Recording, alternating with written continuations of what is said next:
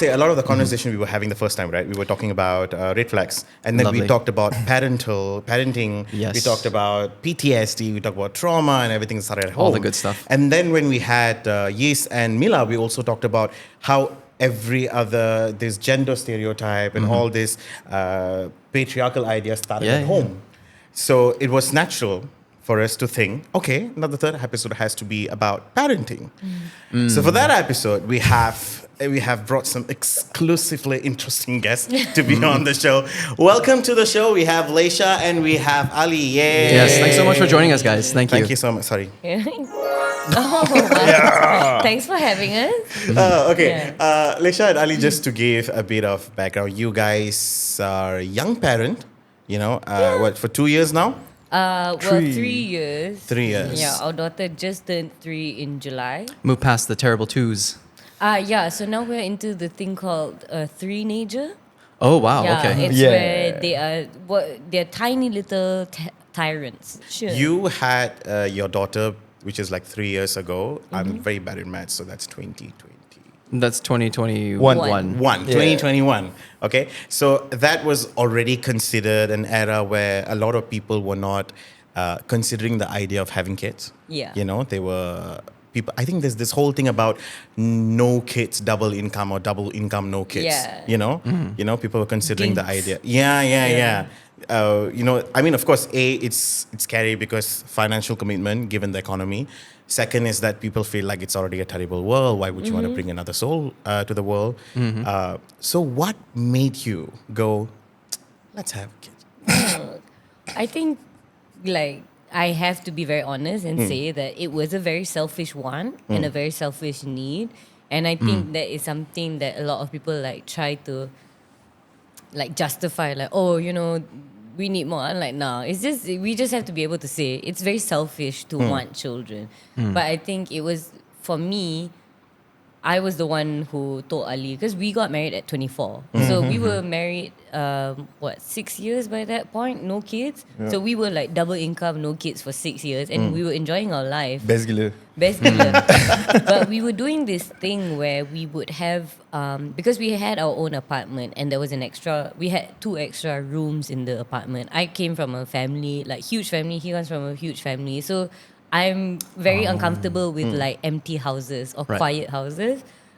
So we did this thing where we invited younger artists to come and stay with us. So people who didn't have places to stay in KL, they got shows to do in KL. They needed to stay. They would come and stay with us. Oh, that's nice. Yeah, and we would they wouldn't have to pay a huge amount of rent or anything, and I would take care of them. I would cook for them, and I would just take care of them, and they were just adults living in our house with us. So we would have housemates. But what I really enjoyed from that process was the fact that I could pour into these people, because what I realized is that they would come to me for advice. And they would come to me just to tell me how they felt about their day. And I realized that, I really enjoy this. I really enjoy pouring into other people. So I was explaining to Ali, I was like, what if we poured into someone that was, Us. What if it was our kid? And it was just a question that we had.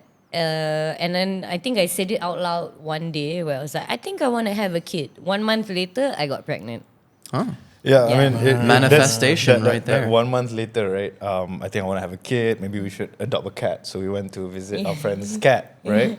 And we're like, we're going to call it Darth. We're going to bring it home. He has one eye. It has character. Went home. She discovered she's pregnant for real. Yeah. And we're like, that's why. That's that sense of wanting to care. Yeah. Yeah, and that really shifted how we approach our home, where we were open for other younger emerging artists to hang out, but it also became oh shit, now we have a kid that we need to sort of build a home around. Yes.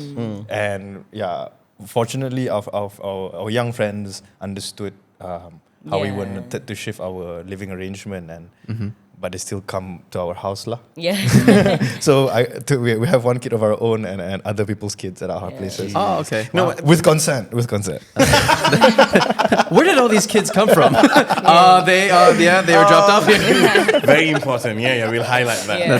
That's good. No, so when you sort of manifested saying that, you wish to have a baby, and then a month later. So how was that 1 month like? Were you guys together? Like, yes, we should, and were you like already working on things?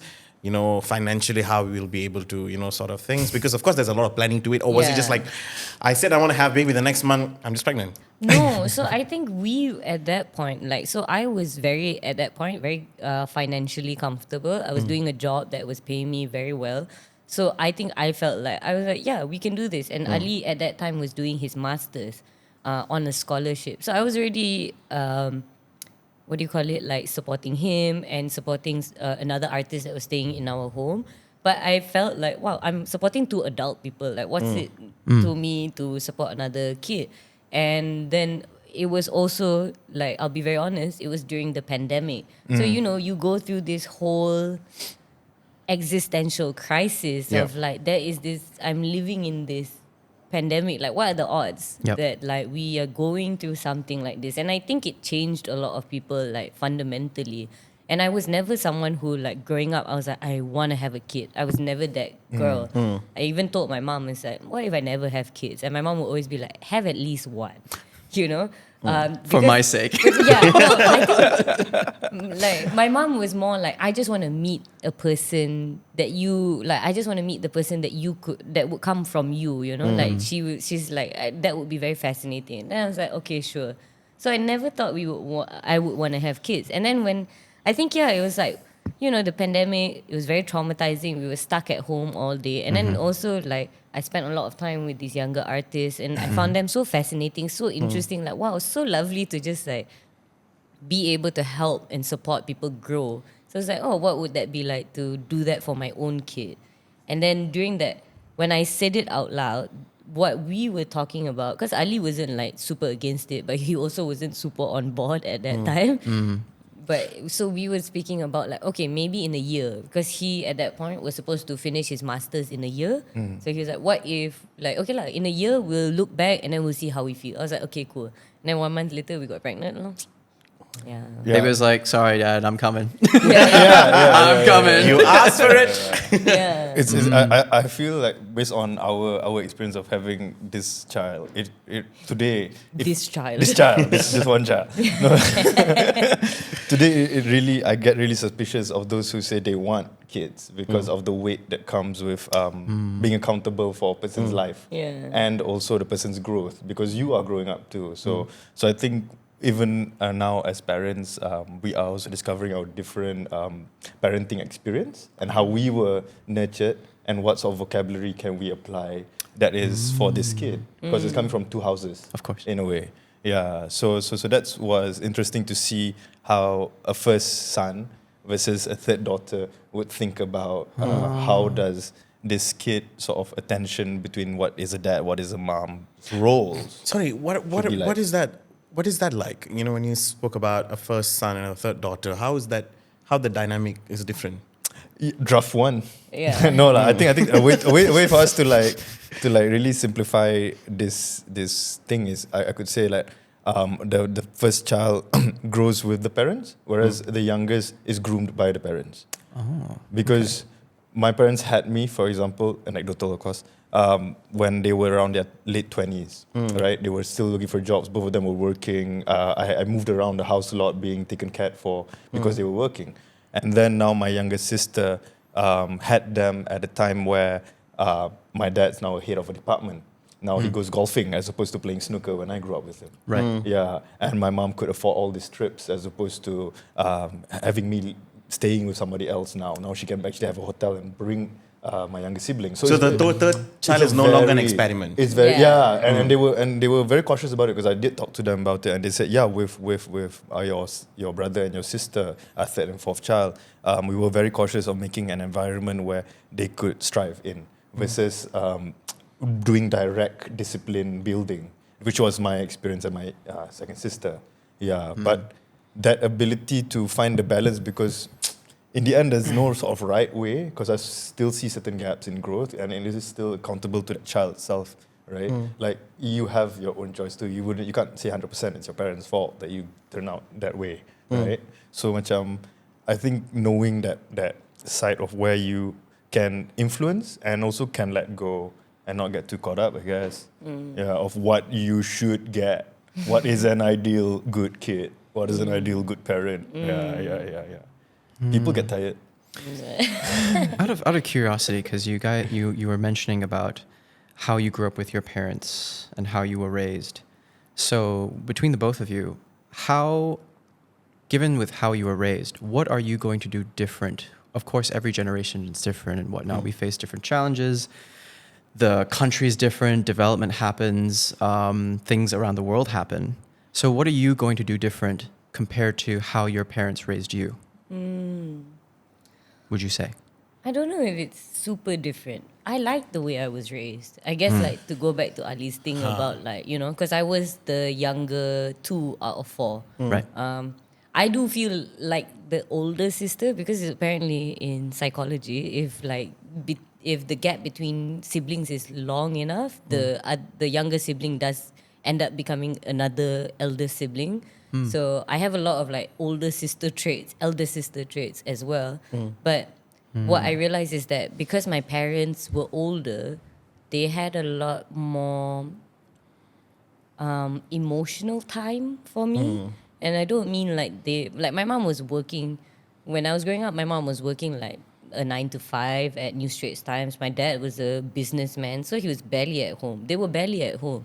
But what I realized was that when they were at home, they had a lot of time for me. It wasn't like I'm at home now, so I'm gonna go and like watch TV by myself, like leave me alone. No, it was like they would be at home and they would be very ready to spend time with us. As in, when they're not there, they're not there. But Yeah. when they were there, they are made there. sure that You got the quality time that was Yeah. important. Okay. Yeah, so I grew up like my dad would work Monday to Friday and then like come home Friday night. He said, all right, everybody get in the car. We're going to go for a drive to Penang.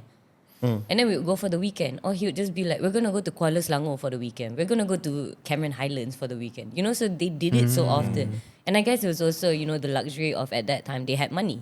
Right. And also, and by that time he owned his own business. My mom was an editor at New Straits Times. So they had the luxury of being able to go like, I'm not going to come in today. So I think it was also that it was a very conscious effort to spend time with us. So I think what I really take from it that I want to give to my daughter is the sense of like, I want to spend time with you. Is that so I have never really had an issue with self-esteem. I've never really had an issue with my confidence because I've never felt not wanted. And I think my parents have always been able to be like, my parents have always repeated the things like, you're super interesting. You tell really, like, you're so much fun. They were never mean to us. Or like, they'll get angry if we messed up, but it was never mean. And so there's no trauma to process. yeah, It was like, in that regard. Yeah, in that regard, no. Like, of course, my parents, did they mess up once in a while? Of course. Yeah. But is it something that I look back now and I go like, oh my God, it really, no. And I realize how lucky I am, how privileged, like how much of a privilege that is that I grew up in a non-critical household. Because like when your parents are not critical of you, you are not critical of yourself. And I think that's what's very important for me with my daughter, that I want to do for her, that no matter what she does, it's like nothing will ever make me not love you. I think that's what I have that's what I want to bring to my household. I'm not really sure. Maybe the only main difference is like I won't hit her. Like that's a very clear one. I think a lot of people do. Sorry, why did you make the choice? What was the thought process behind it? I don't know. It's just like Because like I mean, speaking about our parents, right? The reason why they did that is not to hurt us in that sense, but just to discipline us, right? So when you make this conscious decision, or even the young parents are making the decision, right, of not doing it, what is the thought process like? What was the conversation like between you to not do this? I don't know about him, but for me, like looking back at my childhood, I remember that when my parents hit me, sure, they hit me. But when I learned the lesson, it wasn't because they hit me. It was because they had sat me down and spoken to me about what I did, why what I did was wrong. Is the afterthought. It was the afterthought. So it's like, sure, they hit you first because maybe, like, because that's what they were taught, right? But what I really, like, when I really changed or learned from something, it was because they took the time to explain it to me. And I think it's just that for me, it's like I didn't really need to be hit to learn a lesson. So I don't think I need to hit my daughter to learn a lesson. It's as simple as that. How does your parents feel about it? They're great. Of course, because they're my parents, so they're her, like, and I have a little girl. So of course, for them, they're like, don't hit my granddaughter. Yeah. They're always the They're like, hypocrite "Don't in hit-" them. Yeah, it's like the grandparents, once they become, they're like parents to grandparents, that shift is insane. Insane, yeah. They become like sometimes the real parents. Yeah. You go to work, I'm going to take care of the kids. Yeah, that's the one where you're like, I don't even recognize you. Who are you? Don't hit her. You did that to me. Yeah. And even worse. Yeah, so I don't hit my daughter. Like I do have to admit that sometimes there is a moment of like a terpace, like macam like you're so overwhelmed that you terpace. But even that makes me feel like I'm such a horrible human being that I cannot imagine actually like actively hitting her. No. Right. You know? Yeah. Interesting. That's also another reason why I don't hit her. It's just I'm physically incapable of doing it. Yeah, you can't. Right. Yeah, it's not can't, you. You can't bring yourself to do it. Yeah. It's But you know, but actually- some people call it, right, like the maternal instincts or whatever to discipline your child, you know? Yeah, I mean, I don't know, because again, I'm a boy, right? So the treatment of like behave, you're the first child, and all that, it was very clear of hand tap and like please stop this, don't make so noise. So, but what I'm realizing is actually to sort of understand why that particular person would want to do certain things like touch the TV screen because they see their friends in the TV screen, right? But it's really, how do you then say stop, right? Do you hit that kid to stop, or do you like communicate but they don't understand English, right? Or they don't understand Malay? Or language. Or yeah, language, in right? general. Yeah. So there is a kind of need to communicate how to redirect their intentions. So the redirecting is a bit of a tai chi. Yeah, it's like, and I'm not saying I have a key to solve this, but there is a constant need to like, oh, she's going there. Let me take out this toy and say this is bloody interesting. Yeah. You like this? Yeah, want to hang out there. So it's like it's a different routes that you have to build to also look and reflect on how you grew up with and what was the point. Now in this point that we want to meet, is there other ways to do it? Find that other way, because it's a 3-year-old and you're like a few decades older. Yeah. There's this thing where like parents are kids' first bully technically, So you got to be sort of aware of how your kid will read your social cues as how other people will interact with them. You hit your kid, they're going to normalize other kids hitting you. You know what I mean? Like if you allow for that thing to happen. So yeah, it's kind of crazy how we should how we must navigate that language of disciplining, but guiding. I think guiding is a more actionable word lah. Right. Yeah. Given the fact that, like you said, sometimes communicating to a child has its challenges. Yeah. What would you say is like for you guys the most important thing to impart to a child? Like the most you think important and vital lesson that you would want your child to get? I think it's that you can't really mess up if nobody ever explained it to you in the first place. I think like for me, especially after being a parent, I absolutely hate watching someone like get grilled on about something that nobody had explained to them before. Like Right. we're in the arts, right? Like so let's say like it's a new actor and you expect them to do improv. But they've never done improv. Nobody has ever taught them improv. But suddenly like a director comes in and like shouts at them and is like angry at them, like, how come you don't know this? How can you call yourself an actor? It's the same thing with parenting. It's like, how can you expect a 3-year-old who has never had to like, let's say, bathe themselves for the first time? How can you expect them to, you just suddenly like throw them into the toilet and like, okay, bathe yourself. They can't. And I think it's like, understanding that like in order for her to be able to be really good at certain things, Yep. for her to be able to go on with her life and do things for herself, I need to teach her to do that. Right. Yeah, and I think that's the most important thing So for like me. creating a safe space for them to understand or have a place for them to know like, oh, this is something new. Okay, how do I? And then for them to kind of like, because they learn from example, right? Yeah. So, but having that safe space to go like, as opposed to some kids where that safe space is not Yeah. there. Yeah. So it's like a fear of like, I'll just do what I'm told, or Yeah. And it's also okay, like, okay, following. at least she will know that she can fail. Like at home, she can fail. It's Right. okay. So it's like, she wants to learn how to, like right now, what she's doing is she loves, because she watches me sweep the house. So now she loves to take the broom and like pretend to sweep. But of course, she's a 3-year-old, right? Yeah. The broom is like 3 times her height. But it's so flying she's just, around, right? she's flying around, she's hitting things. It's like it's like almost hitting her.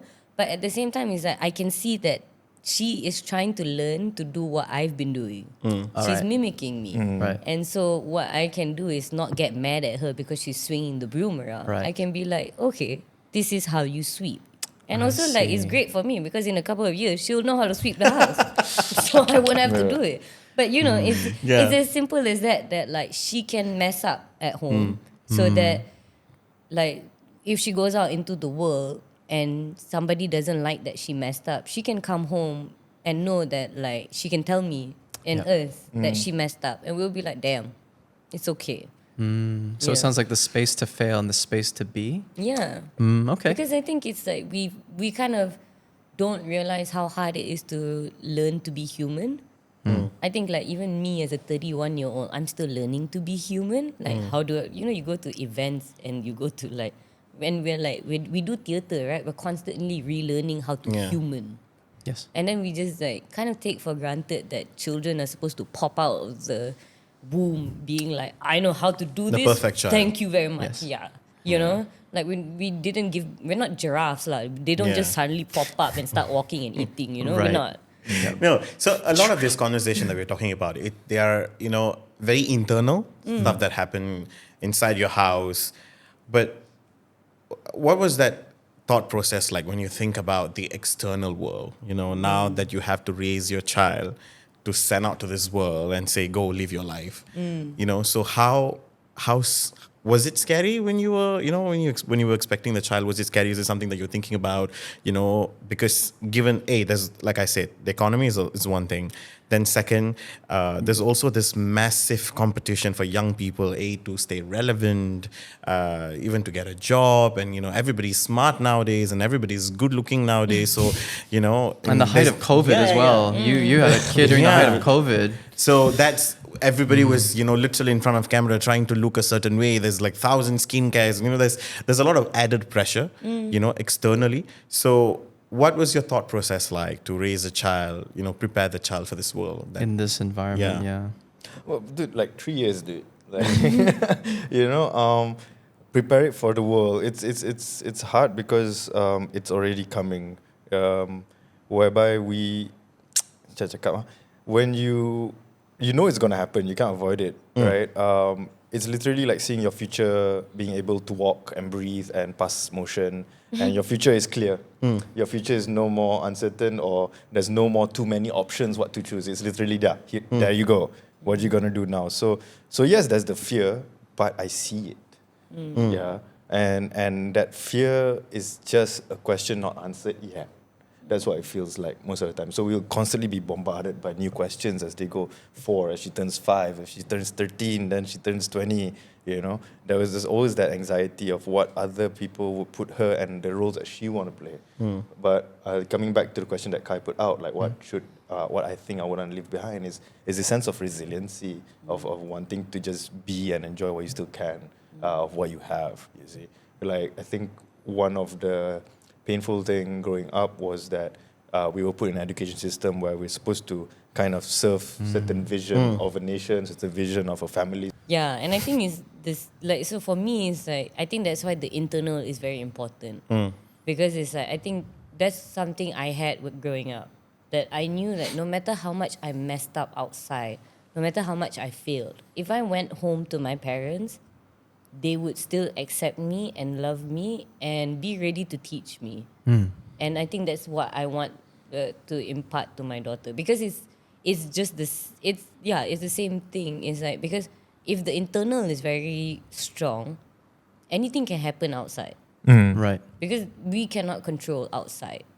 we can control inside. Yeah. So as long Right. as I can control the inside, I'll do my best. You can set the foundations for I can that. set the foundations, and I can allow a safe space for her. And I think that's something that's very important to me, that my daughter has this safe space. Because it's like, I cannot control the world. I cannot control the people. I cannot control the economy. Hell, I couldn't control a pandemic. You know, it's like these are things that we have to be able to admit that, like, we're not that special. We're not that interesting. We're not that relevant. Or even if we are, we don't stay that for a very long time. But in her home, she will be special. She is important, and she is relevant. So Okay. that's my thing lah. Like, having that internal be very strong. Yeah. And me as a Malay Muslim woman in this country, and then my daughter also Malay Muslim, she will be, I don't know, she will let me know if she's a woman or not. But but it's like, as she grows up, I think there will be a lot of things that she will be unhappy with outside. There will be a lot of things where she will have to deal with it. But it's like very important that I tell her that she is safe at home. And also it's like, having a father that will not just like be the typical, like, I'll protect my daughter. No, but I think it's Right. also, I'll protect her though. Yeah, continue. but as in, it's like, but I think it's more than that. It's like you having the emotional time for Yeah. her at home is just as important, because it's a lie. I cannot protect my daughter. Not just as a guardian. Yeah, Right. because that's just like, that's lazy. And literally, like, I'm gonna be her first idea or reference of what a man is like, Right. whatever measurement barometer it is. Boy, Other guy, boys are gonna man. come Yeah. in, they're gonna be like, "Oh, my dad is." Yeah, you but have you're to, like, the benchmark. yeah, you know. Right. So Set healthy, like, Yeah. exactly. ideas. So the absence of emotional consciousness, the absence of not being present, adds to the way she Right. would approach if she was, into guys. Yeah. But like, we become their reference of social interaction. So dia jadi macam, how then do we impart this? Teaching assumes a conscious act. It's also us fixing ourselves. Yeah. I think that's that's a tough bit, Like, right? 80% of parenting is reparenting yourself. Yeah, Oh, yeah, fair enough. Legit, like. Now you started this this conversation that we're talking about gender. I feel like that is something that is very different. Like what Kai asked just now, how different your parenting is today compared to what your parents did. Yeah. Today, I think a lot of parents out there, or not a lot, maybe some, are very conscious about, hey, whatever is on the paper might not be the same thing that they want to present themselves as. They might want to not be the same gender as they're assigned at birth. How is that like for both of you? Are you like ready for it, or is there a conversation that you had? How is it? I think we're fine. Like, so we had this conversation. Also, please jump in whenever you want to. But like, we had this conversation when I found out I was pregnant. Because I was like, you have to tell me, because I know I'm very okay with anything. So I was looking at him, you better tell me, like, if you're going to have an issue with anything, because we have, like I said, it's no control, right? This kid's going to come out the way They're they gonna are. do their thing. They're going to do their thing, And it's like, no matter you try your best, you can like beat a kid to oblivion, but they will be who they are no matter what. So I was just trying to make sure with him, like, are you okay if this kid turns out to be like anything other than what we assume they are? Then he was like, yeah. So we were like, okay. And for me, it was just like it was a conversation that we had, but I think it's also like seeing that there's more of an awareness around us. So recently I was on a TikTok live for fun, and somebody asked me, what would you do if your kid ended up coming out to you? And for me, it was very simple. Like, my job is to be her mom. I am not her God. So if there was anybody to judge her for anything that she does or says or who she becomes, it's not my job. My job is that she has her mom. So I will do the things a mom is expected to do. I will feed her, I will care for her, I will love her. But the whole thing about judgment or like, you know, what happens to her after in the afterlife, that has nothing to do with me, you know. So what I will do is I will be her mom. I am not her god. Yeah.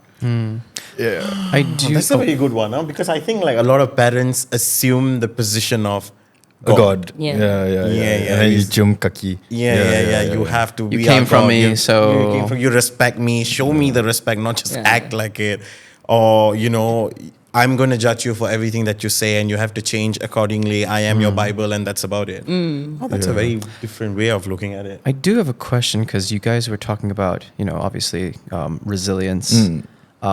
You want to create a space where they can feel free to fail or be. So obviously, you know, obviously kids grow up and they'll have to go to school. So, and because, you know, in the olden days, family was such a strong influence and unit.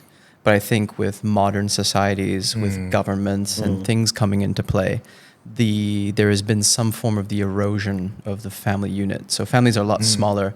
Back in those days, I mean, you grew up in big families. I grew up in a small family, but my family came from big families as well. But it slowly started to become more. The nuclear families become smaller, you know. So schools can sort of be seen as another parent in a way, where you learn a whole bunch of stuff. So are you guys wary about schools? Because kids change It's a gonna be fun. lot It's fun. It's gonna be fun. into schools, and sometimes for the better because they get to socialize and learn, but they are also learning different things and things that may not be that you may not agree with, right? Yeah. So how are you prepared for that, or how are you anticipating those changes when it happens? No. It's not as intense because like I'm not necessarily I didn't grow up as a very well-behaved kid, so I kind of saw how my dad had to deal with me and my decisions, and I saw how my mom had to deal with me, and I feel like whatever happens with that's why I said fun. Because like those encounters are the encounters that I actually don't mind, because then that's when the external and the internal is negotiating, and I really love my wife's stories as she was growing up in school. You know, when she was sick, having to go agama class and all that, and how her parents sort of supported her in front of the teachers' own moral projection on her as a kid. You see, So those are like the moments I actually look forward to. Finally, I can be lawyering out, you know, because like now we are doing the seeding where we're like planting, nurturing, but when the fruits come out, that's when the communicating, the outreaching, the shaping becomes, because the world is speaking back. Finally. So Yeah, and I think it's also, that's probably the thing that scares me the most. Like, I would rather my kid come out to me and be like LGBT rather than come back and be like, you are the devil, you know? Like, so, but that is a scary thing. 3 a.m. Balai Police, I'm ready, let's go. Yeah. Shah, pick her up. She just got caught. But I think it's like that part probably has to be edited out, lah. But like the devil part. But as in, I think it's like that's a scary thing to think about. That like one day she might come back and say some really Crazy things Yeah, that I because don't that's what I agree want to with. ask you. Because you say, yes, you are giving them the freedom of making the choices they're making. What if they come back and say, Mom, I want to be tablecloth. I identify as tablecloth and you treat me like one. You stay on the table now. I'd be like, Get in the wash. You're dirty. Are you a cloth? Are you? So I'm like, where do you, because when you give this, you also have to, there's pros and cons to everything, right? When you give freedom of making choices, of course it's great for you. Then you make choices that you want for yourself. But then, of course, you're young, then you don't know what you're doing. And then you're influenced, with everything that you see. And everything that we see today is not great, especially on social media, right? You consume a lot of bullshit. So in that sense, where do you draw the line? Say, listen, this is where the father me or the mother me is going to come in and say, no. yeah, I think it's a very simple, like, no, that's not cool. And that's the thing is that I feel like this is something that I felt with my parents. And I feel like they did it very well. Because, you know, I went to government school my whole life. So I hung out with some pretty conservative ideologies. You know, I would come home and like, oh my God, somebody said this is the devil's song and everything. And my mom would be like, what? What are you talking about? But I think what was important was that because my parents never looked down on me for like coming home and saying these things, or they never like told me to my face, "You're stupid, don't think like that." It was very much a like, "Oh, I don't agree with that." And because I loved so not only do I love my parents, but I looked up to them. So I was like, if they don't think it's cool, I don't think it's cool either, you know? So it's like, as a child, it was very simple. Like, my parents don't really like that, so I'm not gonna like that. But it was also maybe I'm a simpler child because I was like, I won't think too much about it. But I think it's like my parents had 4 kids. We're all very different. But the one main thing was that we were like, we think our parents are cool. So what they like and what they don't like, we listen. Yeah. So your world sort of, you build your world around your parents Yeah. to sort of make the decision. Yeah. And I think it's that, like, that's why I think this whole, like, maybe I'm wrong. Like, maybe we'll meet in 20 years and I'll tell you, like, damn, everything I said Take it back. take it back out the window. But like I said, because But- while you were growing up, right, probably the only influence you had was at school or your friends or relatives at function. But today it's not that. It's beyond that. Yeah. You know, you have like this worldwide access. Yeah. The influence is different to what. So people won't come and tell you, hey, you can be a furniture if you want, Yeah, you know. yeah. You know, so probably that's why your decision making process is a bit more different than the younger generation lah. Yeah, but I think it's just as long as there's a clear openness to communication, then it's easier. Because I'd much rather her come up to me and be like, Mom, I'm a tablecloth. Rather than she be a tablecloth in the corner and some weird Without shit coming goes out. down. You know? Yeah, and you don't know about it. And You I find out don't the know- worst way. Exactly, Oh, and I yeah. find out in the worst way. I would much rather, and this is something my parents always did for me, where my mom was like, you do whatever bad thing, you tell me first. Like, I will get angry at you, for sure, but you tell me first, because then I can take care of you. If you never tell me, I cannot take care of you. And that's the same thing I have with my daughter. Like that I hope to have with my daughter. That like have clear, open communication with me. You want to be a tablecloth? You tell me. Will I agree? No. But can you lie down on my table in the middle of the day? Sure. You know, it's like will I go about my day? Yes. Because it's also, I think there's that sense of like, yeah, they just have to be their own person. They have to make their own mistakes. I Yeah. can like my mouth can go dry trying to tell them how to live their life, but they're still gonna do it. My dad did something really good for me in a way where he was Asian dad lah. So there was always the calculations went beyond the numbers. The calculations became like, okay, you're smoking cigarette. Okay, whose money are you using? All right, cool. You're using my money. Is it? So if I don't give money, can you buy it? And he does that maths whereby like my decisions that I'm making, yeah, you can make it, but what does it equate to? Like, do you feel better about yourself after that decision? If you do, go for it. If you don't, and you suddenly you don't have enough money, suddenly you don't have enough, then can you change your behavior to fix whatever you're doing or not? So macam okay. there is a kind of like maths of like, do I benefit from what I am doing? And if you can answer that comfortably and you like that position, go for it. Yeah, and that helped a lot in me really thinking what was kind of like choices of getting married young, you know, choices of going to study at the same time we have a kid. Like after we got married, you went to study for a year, right? Yeah. Yeah, so much it's such a weird choice that we made, but for me the maths was there. Like, okay, yeah, I believe in the maths. We're weird, but The mathematics of morality. Yeah. This makes me feel good. Okay, yes, I will go for it. No bad sides. Like- Similarly, when I was growing up, my father had something very similar as well. So he doesn't smoke. Yeah. And he hates smoking. Right. But then he never sat us down and say, you shouldn't smoke or you shouldn't smoke. Right. So every time when we go out, he'll just see someone smoking. He'll just be like, you know what I would do with the money that he buy that cigarettes? Yeah. I would buy a chicken. And that's it. Yeah. So, and then the next time he sees that someone smoking, you know what you can do with that money? You can take your wife and go and watch a movie. Yeah. So it was never no smoking. Yeah, it was like But then options. it's options. Options. So today, when I see someone smoking, I can buy a chicken. Yeah. But that's exactly Yeah. it. You don't want to stop them from making their own decisions. You want to encourage decision making, but you want to encourage smart decision making. That benefits them. You don't want a blind goat that says yes most of the time. Yeah. Right? Yeah, But because if it's you're telling them what to do their whole life, then suddenly what if you're not there? Nobody is there to tell them ¿Por what to do. qué? ¿Por qué? Yeah. Yeah. And they might start listening to someone that doesn't help them make good Exactly, decisions. right? If you only listen to Joe Rogan, there you go. Yeah. There you go. Look at So this. I'd much rather her make weird decisions as long as they are hers, you know. But if it's suddenly like she makes a decision and I know it's not from her, then I'll be upset. You know? Yeah.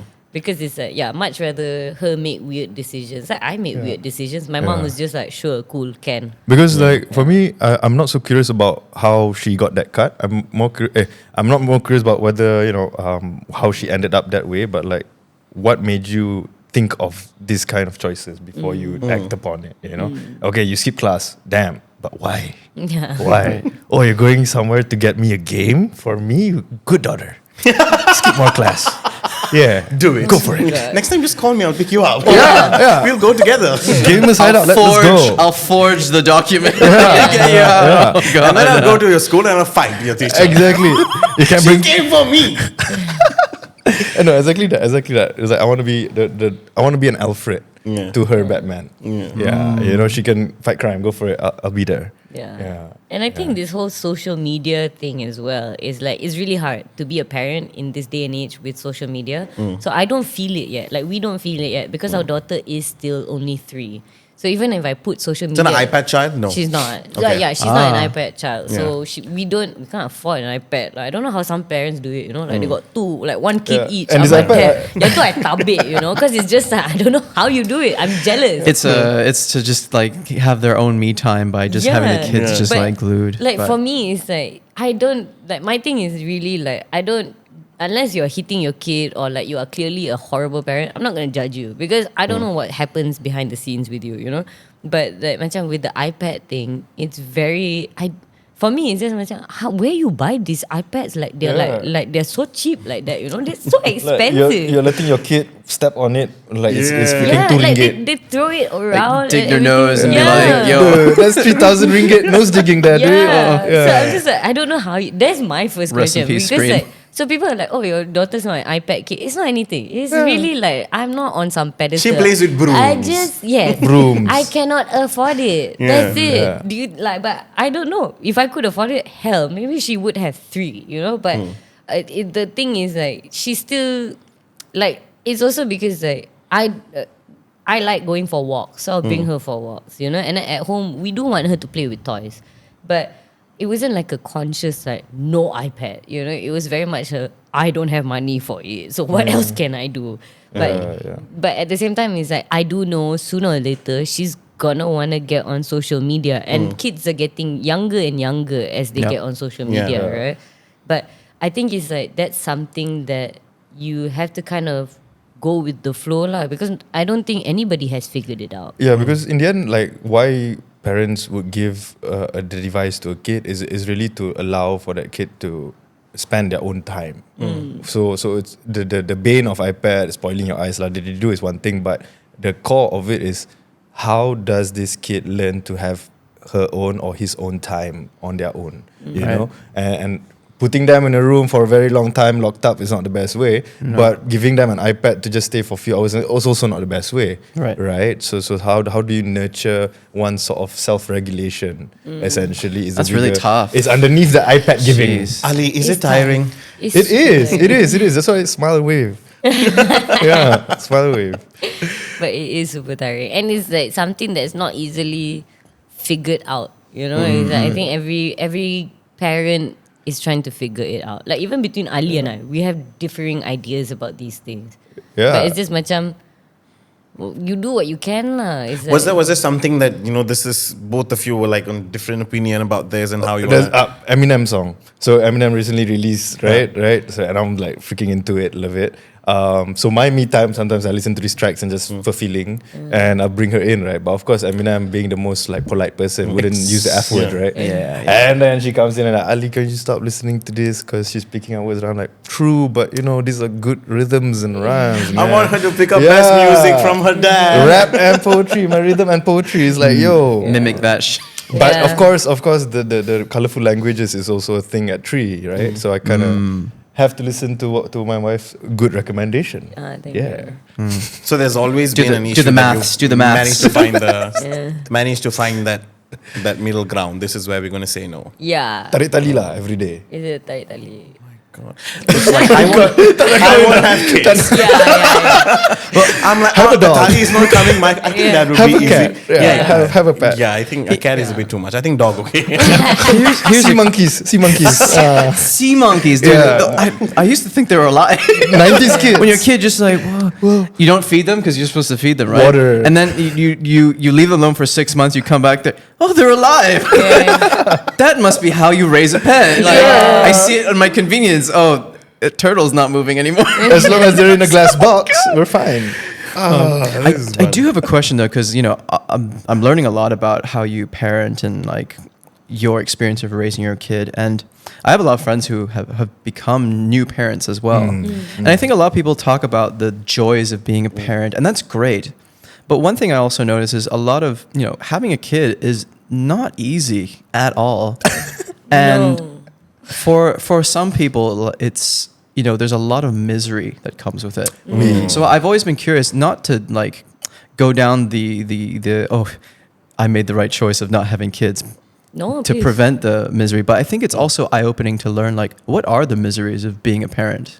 Yeah. Because people don't think about that thing, and then they have the kid and it's like, oh my god, my world has changed, I am not ready for this. Yeah. So what are some of those like miseries? Java, before that, Yeah, sure.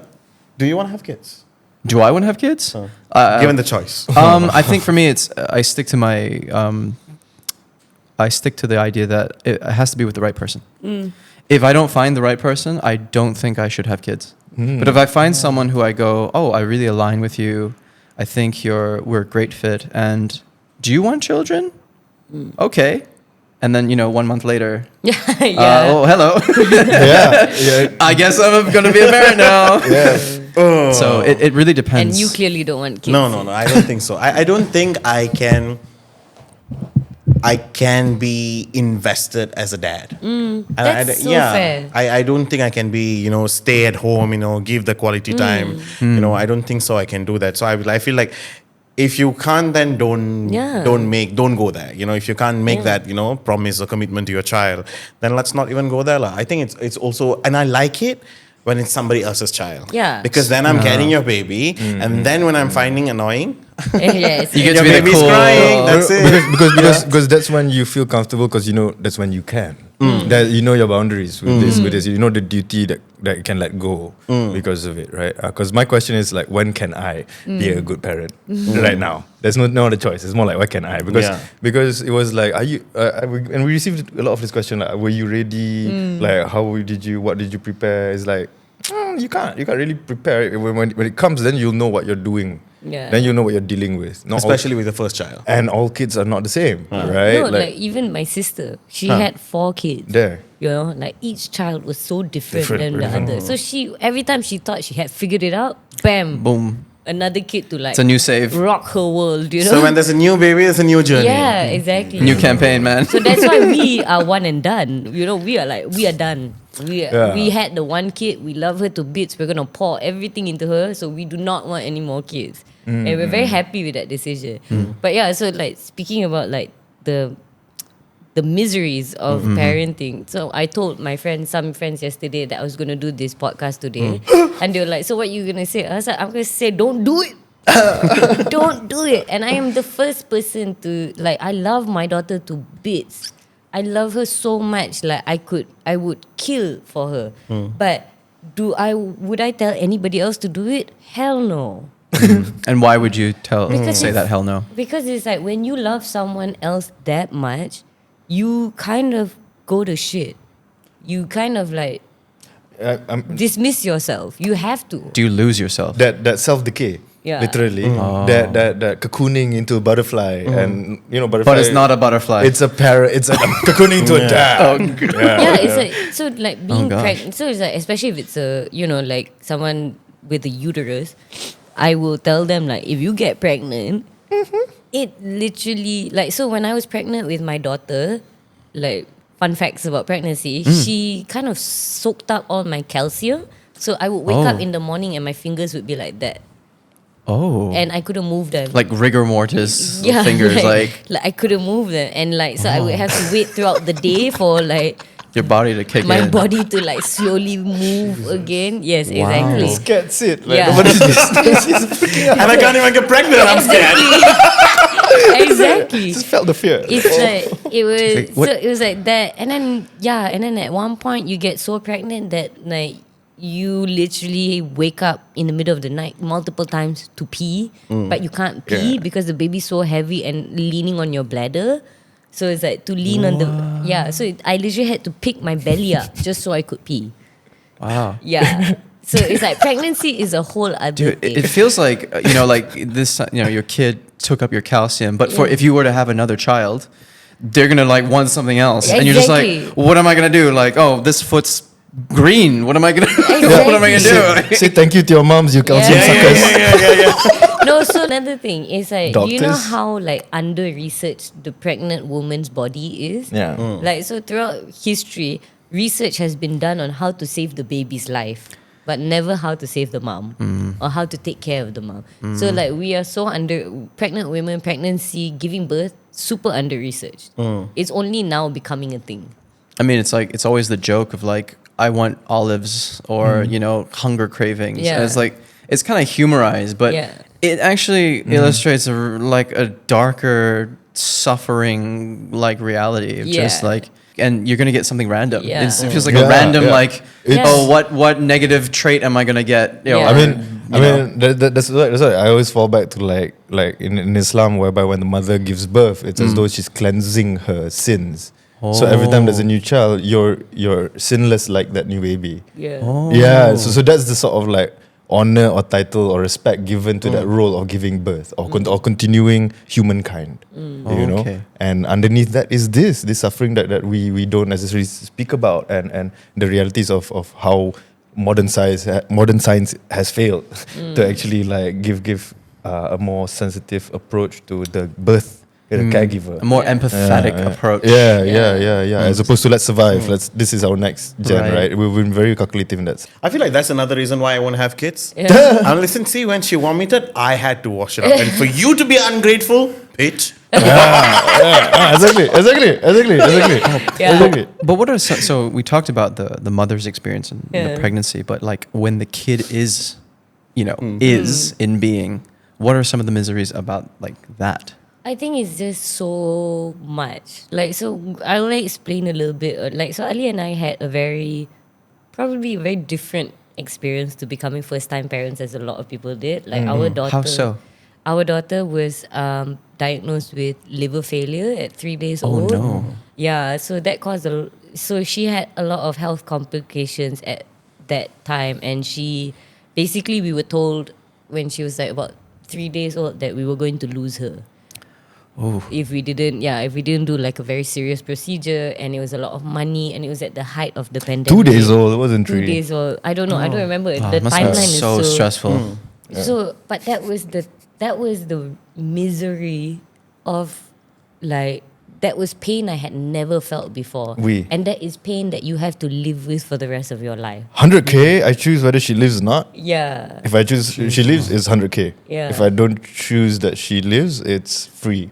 Yeah. It's What free, but kind I of lose future? my child. Free, but you know. Yeah, but Yeah. I lose my child. But is this pain of like, or at least maybe this is what we go through. Like I think like I would never wish this pain or thought process on any other parent because it Yeah. is so like it is dumbing, it is numbing and deafening. Right. You know, Because the world moves. yeah. Yeah. The world moves and you're stuck in time. Yeah, you're stuck just in time. stuck there. So Yeah. I think it's that feeling of like you could lose your child. The feeling of like what if I lose her? And we were so close to it. So it's that sense of that's one of the miseries that you feel. Is like this constant that's what I felt for a very long time. This constant fear that I might lose her. So like feeding her food and so scared she would choke. Like her falling down, Right. she had this thing like because when your liver fails, your blood doesn't clot. So like now You just keep bleeding. Yeah, you just keep bleeding. So she would almost like they would be afraid that she would bleed out. Yeah, then she had to put a tube in and then change the blood. Right? Yes. Yeah. Wow. Yeah, so it was very serious for a very long time. Right. So, but now the trauma of that is that like if she bleeds a little, I get Right. I'm like, I better stop the bleeding now. And she's just like, calm down. It's a bit of she's just like, I'm fine. But I get really freaked out. So there's one misery is that like when you become a parent, you suddenly realize like, oh my God, I could lose this person. Yeah. And like And it's now- just a bad luck of the draw, right? It's- Like, Yeah. Yes, and literally. it's That's really, terrifying. Like we say whatever we want, you know, like God's choice, God's chosen, like God chose you. It won't You're- happen to me. You're the strongest person, yeah, stuff like that. But it's really like sometimes it just happens. Yeah. These things sometimes they happen, and you cannot like you are never ready for it, and you will never be okay. You know, so that's like the main misery I think. For And us. there are parents now that are still alive, still Yeah. living with the memories of their children. Yeah. Like I think what happened to us, it was like 6 months lah, right, in the Yeah. hospital. But that period, a lot of our older friends came in solidarity, Oops, and sorry. and they themselves reveal like that they've gone through certain things and not necessarily have their child with them today, you know. And but these people are such prominent, strong people. It's just interesting to see how we don't share about Yeah. this risk and then this reality lah. Yeah. But we had a lot of support from our older friends and Yeah. that's all new. So it's also, and it's like, so that's something that maybe is very specific to us. But I think it's like one thing that's very universal is how lonely becoming parents can be. can you elaborate on that? Like, It's a very lonely process because your child is never the same child as another kid. You're never going to have two kids that are going to be exactly the same. Right. So you're never going to be able to relate to someone about the exact same kid. Yeah. You know, so unless it's like, you know, it's your partner. But even then, like as a mother, as a woman, my experience is very different from him as a father, as a man in society, how society reacts to us, how our kid reacts to us. And it's also like, And culturally too, I can imagine. culturally, yeah. So and then like between mothers also, we might have very different ideas of motherhood, you know. So I very recently come out because it's something that you can't say out loud for a long time. But I recently just told people, and like I posted it on social media where I was like, I hate motherhood. Motherhood, I hate. I love my kid to bits, but motherhood, oh my God, can take it back. You know? Yeah, the Like- self-sacrificing and you know, Yeah. And you lose Yeah. time for everything else. Yeah. Your whole life your whole life could and it's just become a regarded kid. as to be something, you know, to be respected and seen great, but nobody puts in effort to appreciate. Yeah, and you I know? feel like it's a cop out. They're like, oh, I respect you, your mom. I could never do that. I'm like, then don't. But at the same time, it's like nobody would ever like really take the time to help or understand where I'm coming from. But I'm very lucky that, you know, and I hate motherhood as someone who like, I have my mother, I have my mother-in-law, I have his siblings help out, my siblings help out. He is a very hands-on dad. I have friends who help out, and I'm still overwhelmed. You know, because can you imagine mothers who don't have all these support systems? Gee, I yeah. I cannot. Like, you know, and I don't pretend to know because it's like the way I feel so much pressure. I don't know how other women like who don't have the support system do. But at the same time, it's something that you just do because it's not a yes or no thing anymore. Yeah, and it's not even an expected of you. It's a thing that is within you, right? It's like, because if your kid wakes up and you don't change the diaper of your child, let's say like Ali's gone to work, who's going to change my daughter's diaper? I have to do it. Yep. So even when I'm sick, even when I'm busy, even when I'm super like, I had COVID and I was still taking, and like I was vomiting into the toilet and everything, I was still taking care of my daughter. You know, like, so it was just like these are things you have to do. But I think it's the sense that like there are no systems in place to support mothers, to support parents. Really? Yeah, like so in Malaysia, our systems are actually pretty good, but Right. we still, it's just that like the systems we have now and the family unit, they kind of go against each other. How is someone, like if you want to make enough money, both of you, in this day and age, economy, right? Yeah. Both of you need to work. Yeah. So then who takes care of your kid?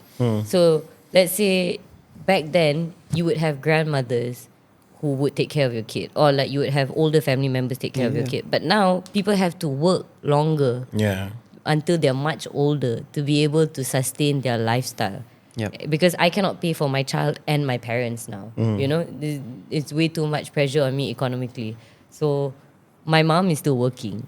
Like my dad is still, like, he's retired, but he's still doing stuff. So how can they help take care of my kid? You know?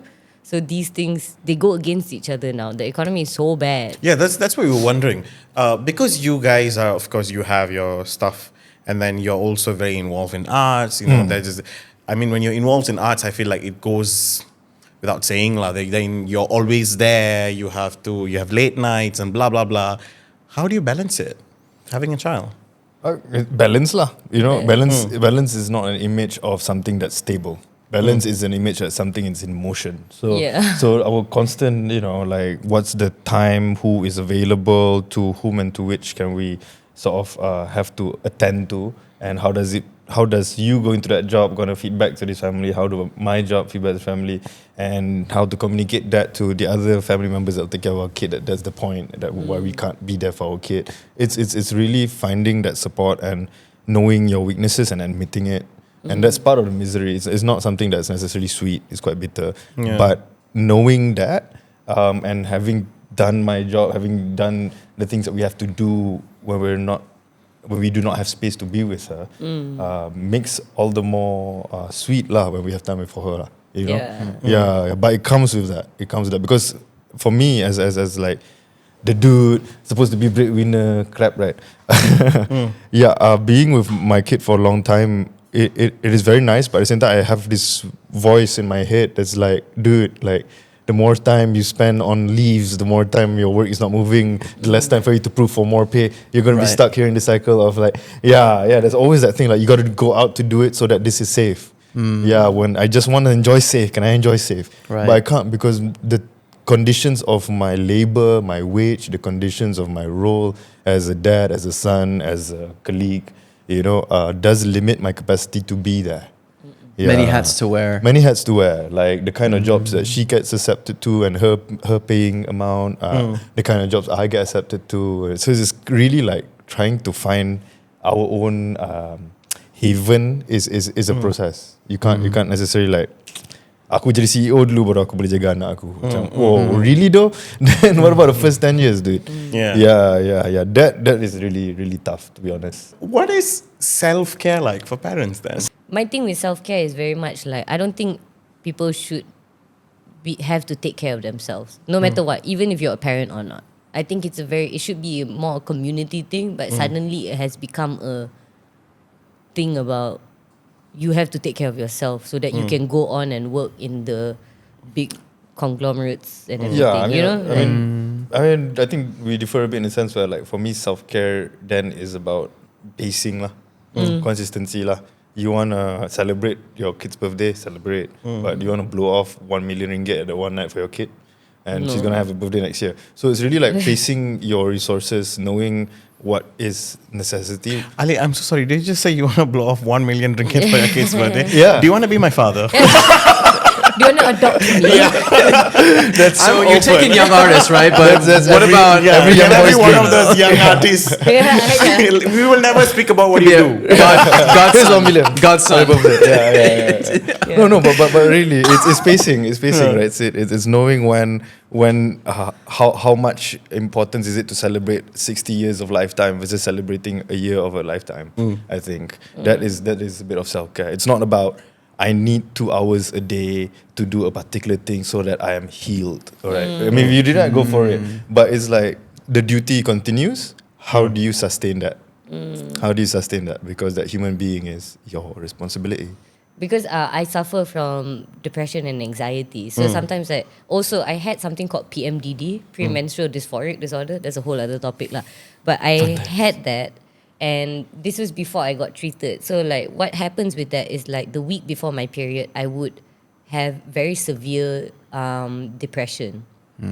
So one time it was really bad, and it had nothing to do with my husband or my daughter, you know. It was like, I was doing the self-care, but I was just mentally ill. So I told my husband, like, can you just watch Dia? I need to go out and do my own thing. Then he was like, yeah, sure, go, take the car, take your time, come back whenever you want to. Then I was like, okay, cool. So I posted about it saying like when you have like POV, you are depressed, so you take a break from being a mom and wife. I got so many, like I can show you later, but the comments on it, I think I got like thousands of comments, so many likes on it of women just saying like, I want a break too. Oh my God, I wish I could have a break. Like macam, yes, this is really important to take a break. You know, like motherhood is so hard. So I think it's just like, we assume that people want to say bad things. But I think it's sometimes when we say things from like our actual experiences, it's very hard for people to come back and fight it. Like of course there are some of those trolls lah, but that one I'm like, delete. Like it's so easy. That's one thing about social media. Delete. Bye. Done. You know? But it has the suspicion of like, oh, I want to have a kid. And I'm like, okay, but do you know like this the whole journey? Yeah. You're gonna have to be mentally resilient. Yeah. You're gonna growth. Growth is gonna be happening. Yeah. You sure? No, and it's also like I've had the moms who are like, oh, you should just feel lucky that you could have a kid, or you should just feel lucky The that rizki bit. yeah, like at least your husband takes care of your kid. At least, and I'm just like, you know what? That has nothing to do with me. Yeah. That's you dealing with your own situation. So like, yeah, like because it's like you saying that means nothing. You because I agree. I am very lucky that my husband takes care of my kid. I am also very lucky that I have a very comfortable life. You know, but And your kid seems decent too. and my kid is great. Seems is Yeah, like for the most part, she's great. And I think it's like because we went through such a traumatic thing that happened in her early life, it's really simple for me to go like, you know what, my kid's alive. What else can I ask for? Yeah. And healthy for the most And part. healthy. You're very less to complain. Yes, it's really easy for me to like. But not much for me to worry about, like because as long as she's happy, healthy, well, no bombs in the skies like some countries. Yeah. Like I'm okay. Like I think like a lot of other people have it much harder. So it's easier for me to go like, you know what? I will acknowledge that I am very lucky. And I'm gonna enjoy it. I wish it's like that's why I feel like it's important that I say these things out loud. So that other moms know it's okay to say these things out loud. That you're not a horrible person to say you hate motherhood. You know, like I wouldn't even judge a mom if at that moment she says she hates her kid.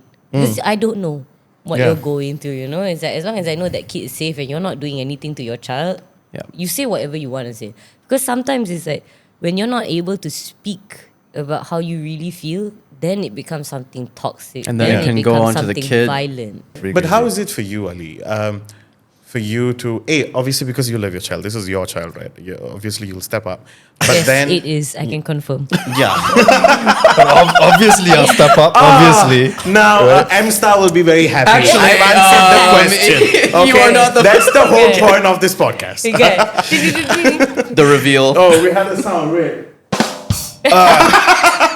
I have a kid. Okay, no, so you are expected to, be the man of the house and you have to do this and do this and do this. But then a lot of these expectations is coming from outside would expect you to pay the bills, bring in the money, blah, blah, blah, put food on the table. But it's never to be with her, take care of the child, do what's necessary. The unspoken one, the one that I think it only worked this way, three ways. Like where the husband themselves really want to do it, want to help their wife, or they're forced by their wife, otherwise I won't raise a child. Or third one, will just ignore her. I'll just come back home and I'll just eat and cook something for me and you take care of the child. Well, I think it was really like what is present in front of me becomes what I have to sort of sort out. So really there were the three moments that you mentioned, all I went through. Only because like I have the intention, I want to help. I don't have the vocabulary because I was groomed as I grew up with a maid. I was very spoiled by my parents, and learning that vocabulary while wanting to help already becomes a kind of like a struggle to do it. But it's not impossible. It's just that you yourself need to know the staircase and the steps you need to take. And yes, if you find yourself lower than your friend, it's okay. But you got to start somewhere. Like I needed like for me, it happened in the hospital because when she went out from her confinement, she needed to go confinement outside the hospital. I needed to stay into the hospital. A lot of nurses. Time tu dah tak confinement dah? Tak. Tak. It was just that you wanted to give me a break. Oh yeah, because our daughter couldn't leave the hospital. Yeah, and then when I went in to take over for about a week or so, right? A lot of the nurses were like questioning my presence, like, Oh, really? where's the mom? Like, who are you? Or you're the dad? Okay, who's gonna take care of her when she's at home? I said, I'll take care lah. Yelah, tapi you kerja kan. Tapi siapa yang akan jaga dia? And I'm like, what the heck? Like, how do you answer there? I'm here in front of you to show me how to change the diaper. I'll do it. Let's do it. Let's go. You know, and I also understand where they're coming from, because like here is a NICU ward, and I'm the only dad that is gonna sleep overnight when everybody's mothers. You know, You are the only dad. I mean, when I was there, when I was was there. during my period, I was the only dad. You know, Wow. most of them were mothers, and a lot of the dads were outside passing food for them to come in. So, I see. So already I get a sense of like, am I trespassing a space? But I'm here for my kid. Why do I feel like It's this? your kid, I yeah. paid for this for room. You know, like let's do this. But at the same time, it's also that kind of questioning of my credibility and ability to be a parent. Yeah, because for some reason, dads, the idea of or the role of men in family is very distant when it comes to the caring and the nursing of a child. You know, so for me, learning nursing has been quite a struggle, really, and it's a constant time when I finish my job and I have space. That's when I really can think about what is nursing in my language, yeah, versus I like mean nurturing, is it? nurturing, nursing. Also, no, because I'm talking about like, you know, the changing of diapers, the making of food, nursing, lah. Nursing, Yeah, you know. So nurturing, easy. Nurturing can do lesson, but to take a step back. Yeah, Physical. yeah. Yeah, you earned the paycheck. Yeah, you did your 8 hours. Yeah, you bought everything. Yeah, paid the bills. But now after all that out, now you're confronted with be a present dad.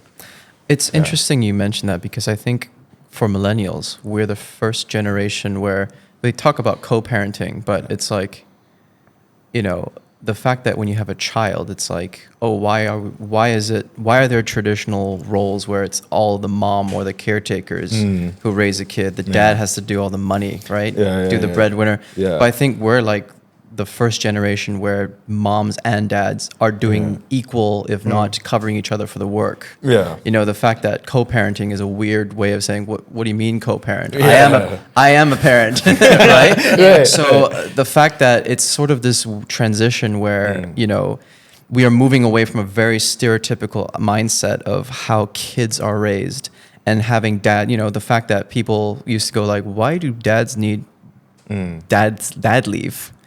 But the fact that dads also raise their kids, you know, moms earn, you know, moms are also breadwinners, dads are breadwinners, and then it's not like strictly defined roles, even though there are a lot of people who want to adhere to specific roles.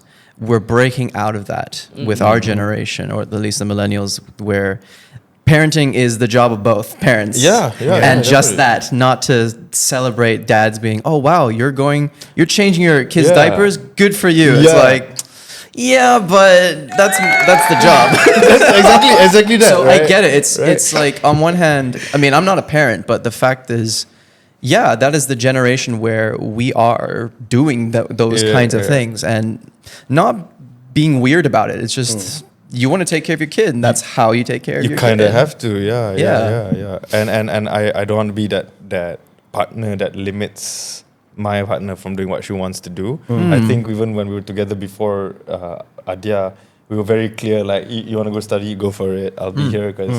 So it's really like, then how can we build that independence for ourselves and for her to go through what she wants to go through lah.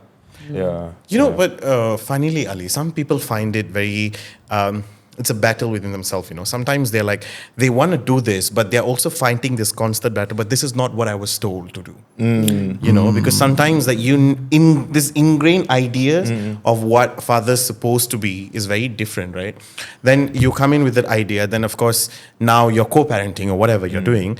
Then how did you sort of had to fight with that no, this is what I was told, but this is what I'm going to do? That's one. Second one, weird reactions from your friend? Like, dude, why? Or your friends or family, like, why are you doing this much? Why Leysha's not doing it? Oh, okay. Okay, that's an interesting question. I think the first one is music. Music helps a lot. Like, I think a lot. We are in a period where male roles are being rethought and people are really repositioning themselves, you know. And and sharing my music with my daughter helps to calm the pain, the misery, or the tak puas hati that I couldn't be something, or you know what I mean. But at the same time, like now, knowing that actually what do I want when I'm 40 and 51 with this particular person? Yeah, is that look at that picture, stay there, yeah, and work towards that. It will be painful, but you know that is the outcome I want versus actually. At that moment, I need to play games only and ignore, so I'll do that. You know what I mean? It's like how do you work for the long term? But the second one about other people sort of questioning my approach to parenting, it's really facing the lack thereof for that questioning, because there's not a lot of I don't have a lot of young dad parent, and those that are already dads, they tend to already have a very entrenched role in how they see themselves in that unit. You know, Which the father was- of four working right now. Yeah, my wife handles this only. You know, and I talk to them about changing diapers, and like, oh, okay, cool. That's interesting that you know that. And I tend to have that conversation mostly. Interesting that you know that. Yeah, really. I do get that. You know, and the kind of like when you married your wife, did you look into her in the eyes and say, "I will take care of you"? If you don't, means you don't know what you mean when you're married. I'm like, whoa, dude, like, bro, like you live your life at the age at that, and you're 50, right? And you're like, whoa, bro, like that's very interesting a belief of what you are in a family unit. You know how you want to groom your family, and I don't subscribe to that. So for me, We should call some of these people and have conversation, huh? Kan? susah because these people are of a certain generation. You see, and that generation are the ones that are running the system that are contradicting what we went through lah, in how we want to customize ourselves. So it's really a complex situation of generational negotiation of how to grow. Yeah. So I would say that I just do and people see, and that's my answer lah. I can't. I don't have words for it. I only have actions. You just like, that's what I do. Yeah. And if you discover it, you appreciate it, like, then do it, Wonderful, right? Like I don't want to tell you how to do it. You will have your own way, but it's worse than not doing anything. Yeah. But to talk about the whole like society thing, I think he did like. Sorry for speaking for you, but I think he did struggle with that for a little bit, like between like, am I this? I have to be this provider, but I also want to nurture. Yeah. You know, so is that like my question is why can't we be both? Like why can't men be both? Women are expected to be both. They are. We're expected to be both constantly, like especially moms, not women lah. But men, they're kind of like infantilized to be like so what he said about people don't really ask him questions is true, because nobody's expecting him to have all these answers. The questions are always for me. Yeah. You know, like about parenting and everything. So it's like even me hearing this from him now, I'm like surprised that he has had to think about it even, because nobody speaks to him about these things, you know? And it's like, so I find that very fascinating. But it's like macam, that's why it's like it's a credit to him lah that he thinks about it and that he's very aware of it. But I think it's also like, unfortunately for him, I'm a hard ass lah. So it's like I also don't accept like certain things yang macam like no cannot. You do it or you do it. Yeah, you don't waste my time. Yeah. You know, like no, because I think it's like sometimes we harp on the things men are expected to do, like provide, but I think it's very lazy because the actual like internal work to love somebody else, that's very hard work to do. Yeah, the thing where you like, you know what I said about like 80% of parenting is reparenting. The reparenting part is so hard to do, and I think like a lot of men skirt around that by saying like I have to provide, I have to buy my family a lot of things and everything. It's like no. Right. You can calm down, because no matter what, you have to provide. That's a given. Like even for women, even for moms, the providing of food and a house and water and all these things, And the maintenance of a household is a lot of work. That's given. You're supposed to be able to do those things. The extra work, that's what you have to put into it. So it's like, I think macam we infantilize dads a lot. Like that's why a lot of women feel like they're taking care. Like when they have a kid, suddenly they have 2 kids. Right. Yeah. Yeah. I'm curious. So, Ali, would you say you're the only hands-on dad that you know? You know, when you talk about like nursing I wouldn't and say stuff. that. There's how many single parents out there that are not only Of course. Okay, within your circle. But within your circle. That you know. bijak, awak bijak. Yeah. or say like let's rule out the single parents in terms of nuclear family. Would you say you're the only hands-on dad that you know, or there are a few others? I don't meet a lot of 31-year-old dads, but there is a few other friends that are trying also to figure out their position. I see. Okay. Yeah, and they're still figuring out their position. But would you say it's a minority? It is a minority, and I feel like those that don't ask that tough questions are the majority. I wouldn't say there's very little young parents. I think there's a lot, but whether they are actually aware of these roles in that unit is. I mean, this is something, I think this is a question a lot of young people, married, not married, still having the question, should we not?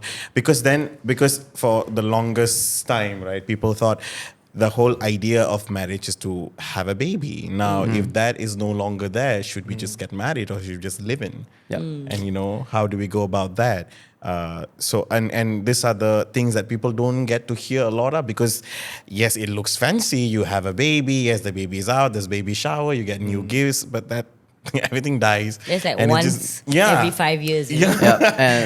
Yeah, and then it's just back to you having to be paranoid all the time, monitoring your kid. Oh, I don't think I can make those. It's okay. So basically, the main takeaway from this episode is don't have kids. No. Do not have a child. Be a cool uncle. Ali I'm gonna fix that. Ali is sure about passing the seat on. No. I don't know why you're No. The major takeaway is do or do not. There is no try. Fair enough. Me too. Yes. Love Yoda. Love Yoda. Baby Yoda. Baby Yoda. That's what Literally, we did. yeah. We dressed her as Baby Yoda at one That's point. really cute. So that's a fun thing to do. But also, don't have kids. But if you watch this entire episode and you still manage to feel like, I want to have a kid, I'd be like, good luck. Good for you. Do it. Yeah. You should. It's just like good for you. Good for you. Congratulations. Yeah. You have fun. You have fun. I'll have fun watching you. Yeah. I think what's interesting though, there's a lot of like mom content. What's interesting though is that this is great that like people who don't have kids are opening up about the conversation with parents, especially men. Because I think like there's a lot of women asking these questions, a lot of moms talking about these things, but it's very like internal between the moms, you know. So I think this is a great conversation to have. And I think it's like it will open up to other people being able to ask these questions as well. Yes, that's our and hope. like just to I know we're ending and No, we've been please go on. speaking Go for on. forever, Go ahead, go but ahead. I just wanted to say like it's really I love this because like I feel recently it's been like a cool thing to hate children. It's like people go around like, oh, I hate children, and as if like it's a personality trait that you have. Oh, And okay. I would just like to say that's a huge red flag. Like I find that very weird. We made it to the list. But it's like Send them to the factory. I think this will help Chimney. it be very open that like it's not. Don't hate the kids. If anything, Yeah. you should hate the parents. You know, but at the same time, like it would be nice as a parent. I ask that you are a bit more patient with people who are like figuring out the world for the first time, and you are a bit more patient with the people who are trying to figure this kid out for the first time. You know, it's like nobody wants a crying kid on the airplane. Nobody wants. I was gonna say like that the kid- nightmare of like traveling with a kid, going like, Yeah. sorry. Yeah, and it's like I've nobody seen wants that kid. super paranoid parents where they come in quiet, baby. Is this ticking time bomb gonna explode anytime? And they are subjected to additional pressure. Yeah. Like not only I'm having to take care of my kids now to make sure that you are not annoyed. Yeah, and it's like Yeah. for me, it's just like if you don't like kids, maybe like look inward and question like why you don't like kids and like what was it about your childhood that makes you hate children so much. But it's just as simple as like kindness goes a long way. And I think like if we can be kind to children, we can be kind to anybody. Yes. Yeah. Yes. Yeah. Beautiful. So thank you so much. Thank you so much for staying on, for listening to Thank you this so much. episode, for watching us. This is our third episode, and we'll come back next week with a brand new episode, different guests, different conversations. So stay tuned with us. This is Talking Shit with Sid and Kai Chalmers. Hi. Goodbye. We're ending the show. It's been 2 hours. You're ending the best And also, third thank you episode. so much. Yeah. The best third episode so far. Yeah, because Leysha convinced me to not have kids. I've had questions. Yeah. I've had questions. Now she's like, don't. No. I'm very happy that I did that. But I think that is very important. Yeah. Just because you have kids doesn't mean that no, it's such a beautiful thing. Yeah. Go and do it. Suffer like me. You know? Join me. Yeah. Join me. Join me so we Yeah. can talk about it. No, if you're not up for it, don't do it. Yeah. Thank you so much, Thank both of you. you, of course, for saying yes. Very, very last minute request. Both of you agreed Yeah, to be thank on you the so show. much. And you shared a lot of personal stories about your daughter and, the personal struggles. We really, really appreciate these stories. And we hope this sort of inspired you to become young parents, or you don't Or want, not. or not. Or Yeah. not, but you'll be able to make a decision. Thank you so much. We'll see you next week. This is Talking Shit on Capo. Make sure you like, subscribe, and share to the YouTube channel, so you'll get notification of every brand new episode. Also, we are on all social media platforms. We are Capo. Check us out. Bye. Bye. Don't have kids, but maybe yes. Bye. So, Leysha, if I want to come close to experience to having a child, but don't want to have a child, what should I do? Come close to Get a puppy. Oh, okay, I have to. I think.